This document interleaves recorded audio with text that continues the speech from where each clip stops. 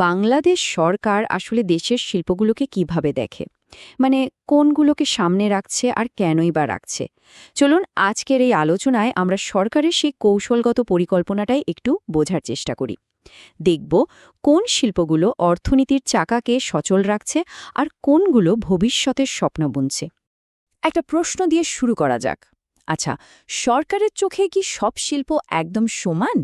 মানে একটা বিশাল গার্মেন্টস ফ্যাক্টরির যে গুরুত্ব, একটা ছোট বাঁশের আসবাব তৈরির দোকানের গুরুত্ব কি ঠিক একই? উত্তরটা কিন্তু বেশ ইন্টারেস্টিং। আসলে ব্যাপারটা ঠিক সাম্যের না, এটা হলো কৌশলের। অনেকটা একটা ক্রিকেট টিমের মতো, যেখানে প্রত্যেক খেলোয়াড়ের ভূমিকা আলাদা। তো চলুন সরকারের এই অর্থনৈতিক খেলার কৌশলটা একটু ঢেলে দেখা যাক। চলুন প্রথমে কথা বলি সেই সব শিল্প নিয়ে যেগুলো পুরোপুরি মানুষের দক্ষতা আর মেধার ওপর দাঁড়িয়ে আছে। একদিকে আছে হাতের জাদু, তো অন্যদিকে মস্তিষ্কের খেলা। হস্ত ও কারুশিল্প বলতে আমরা ঠিক কি বুঝি? সোজা কথায় এগুলো সেই শিল্প যেখানে যন্ত্রের চেয়েও কারিগরের হাতের দাম অনেক বেশি। এখানে প্রতিটা পণ্য তৈরি হয় মানুষের দক্ষতা, সৃজনশীলতা আর বছরের পর বছর ধরে চলে আসা ঐতিহ্যকে পুঁজি করে। একবার ভাবুন তো, একটা নকশিকাঁথার কথা, যার প্রতিটি ফোড়ে যেন একটা গল্প লেখা থাকে, কিংবা কুমোরের হাতে তৈরি মাটির পাত্র, বাঁশ বেতের আসবাব আর আমাদের বিশ্ববিখ্যাত জামদানি শাড়ি। এগুলো তো শুধু পণ্য না, এগুলো আমাদের সংস্কৃতির একটা জীবন্ত অংশ। তাহলে দেখুন পার্থক্যটা কোথায়। একদিকে হস্তশিল্প, যার মূল শক্তি হল হাত আর যার কদর কারুকার্যের জন্য।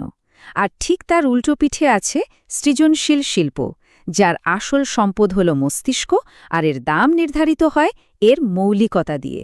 চলুন দেখি ব্যাপারটা আসলে কি। সৃজনশীল শিল্প নামটা শুনলেই কেমন একটা আইডিয়ার জগৎ চোখের সামনে ভেসে ওঠে, তাই না? এখানে কিন্তু আক্ষরিক অর্থেই আইডিয়া বা সৃজনশীলতা বিক্রি হয়। মানে কল্পনা, ডিজাইন আর নতুন ভাবনা থেকে এখানে পণ্য তৈরি হয়। যেমন ধরুন বিজ্ঞাপনের কথাই ধরুন, বা ফ্যাশন ডিজাইন, সিনেমা বা মিউজিক প্রোডাকশন, এমনকি এখনকার সময়ে যে ভিডিও গেম বা সফটওয়্যার ডিজাইন হচ্ছে, এই সবই কিন্তু সৃজনশীল শিল্পের দারুণ উদাহরণ। এখানে একটা ভালো আইডিয়াই হয়ে উঠতে পারে একটা বিশাল সম্পদ। আচ্ছা, এবার আসা যাক সেই সব শিল্পের কথায় যেগুলোকে বলা যায় দেশের অর্থনীতির আসল ইঞ্জিন। সরকার এগুলোর উপরেই সবচেয়ে বেশি ভরসা করে, ভবিষ্যতের জন্য বাজি ধরে। তো এই যে উচ্চ অগ্রাধিকার শিল্প, এগুলোর কাজটা কি? সহজ করে বললে এগুলোর মূল লক্ষ্য তিনটা: অর্থনীতিকে খুব দ্রুত বড় করা, অনেক অনেক মানুষের কাজের সুযোগ তৈরি করা আর প্রচুর বৈদেশিক মুদ্রা আয় করা। এক কথায় এগুলোই ভবিষ্যতের অর্থনৈতিক ইঞ্জিন। এই তালিকায় কি কি আছে দেখুন। কৃষি আর খাদ্য প্রক্রিয়াজাতকরণ তো আছেই, সাথে আছে আমাদের তৈরি পোশাক বা আরএমজি, আইসিটি বা সফটওয়্যার, ঔষধ, চামড়া, লাইট ইঞ্জিনিয়ারিং আর পাটশিল্প। বলা যেতে পারে আমাদের অর্থনীতি কিন্তু মূলত আরএমজি, ঔষধ আর আইসিটির ওপর ভর করেই দাঁড়িয়ে আছে।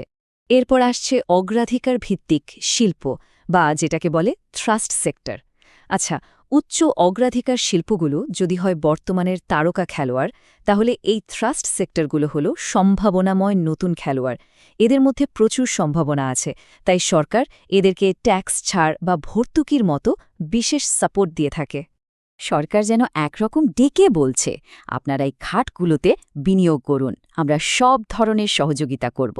ব্যাপারটা অনেকটা উঠতি প্রতিভাকে যত্ন করে গড়ে তোলার মতো, যাতে তারা ভবিষ্যতে সুপারস্টার হতে পারে। এবার আমরা চলে এসেছি তালিকার সবচেয়ে আধুনিক ক্যাটেগরিতে, হাই-টেক শিল্প।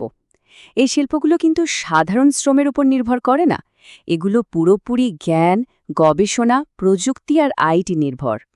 এর মূল সূত্রটা কিন্তু খুবই সহজ: brain plus technology equals industry. মানে এখানে পেশের জোরের চেয়ে মস্তিষ্কের শক্তি আর প্রযুক্তির ব্যবহারটাই আসল কথা। আচ্ছা, সব শিল্পের কথা তো হলো, কিন্তু এমন কিছু শিল্প আছে যেখানে সরকার ছাড়া আর কারও কথা চলে না। চলুন সেই জগৎটা একটু ঢুমারা যাক। এগুলোকে বলা হয় সংরক্ষিত শিল্প। নাম শুনেই বোঝা যাচ্ছে এগুলো দেশের নিরাপত্তার মতো স্পর্শকাতর বিষয়ের সাথে জড়িত। আর ঠিক এই কারণেই এগুলোর একচ্ছত্র নিয়ন্ত্রণ থাকে সরকারের হাতে। ব্যাপারটা এমন যে সরকার মনে করে এইগুলো যদি সবার জন্য খোলা রাখা হয় তাহলে দেশে একটা বড়সড় গণ্ডগোল লেগে যেতে পারে, তাই কোনো ঝুঁকি না নিয়ে এর পুরো নিয়ন্ত্রণ নিজেদের কাছেই রাখা হয়। যেমন ধরুন অস্ত্রশস্ত্র আর গোলা বারুদ বানানোর ব্যাপার, বা ধরুন পারমাণবিক শক্তি, টাকা ছাপানোর প্রেস বা টাকশাল, কিংবা সংরক্ষিত বন থেকে সম্পদ তোলার মতো বিষয়গুলো এর মধ্যেই পড়ে। এগুলোতে ব্যক্তিগত মালিকানার কোনো সুযোগই নেই। তো সংরক্ষিত শিল্পের পরেই আসছে নিয়ন্ত্রিত শিল্প। এখানে একটা কিন্তু আছে, এগুলোও খুব সংবেদনশীল, কিন্তু এখানে ব্যক্তিগত উদ্যোগে ব্যবসা করা যায়, তবে শর্ত একটাই, সরকারের সরাসরি অনুমতি আর কড়া নজরদারি লাগবে। তো এত সব আলোচনার পর চলুন পুরো ছবিটা একবার এক ঝলকে দেখে নেওয়া যাক। দেখুন, এই টেবিলে সব পরিষ্কার।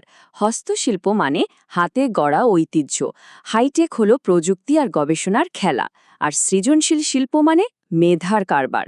অন্যদিকে সংরক্ষিত শিল্প পুরোপুরি সরকারের নিয়ন্ত্রণে।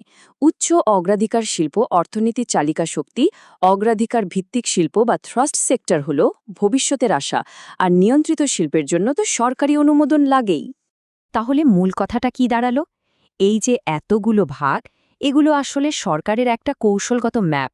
এটা আমাদের বুঝতে সাহায্য করে যে সরকার কোন শিল্পকে কতটা গুরুত্ব দিচ্ছে, আর দেশের উন্নয়নের জন্য তাদের আসল পরিকল্পনাটা ঠিক কী। কিন্তু একটা প্রশ্ন থেকে যায়, প্রযুক্তি আর বিশ্ব বাজার তো প্রতিনিয়ত বদলছে। এই পরিবর্তনের সাথে তাল মিলিয়ে চলতে গেলে বাংলাদেশের পরবর্তী অগ্রাধিকারের শিল্প কোনটি হতে পারে? ভাবনার বিষয়, তাই না?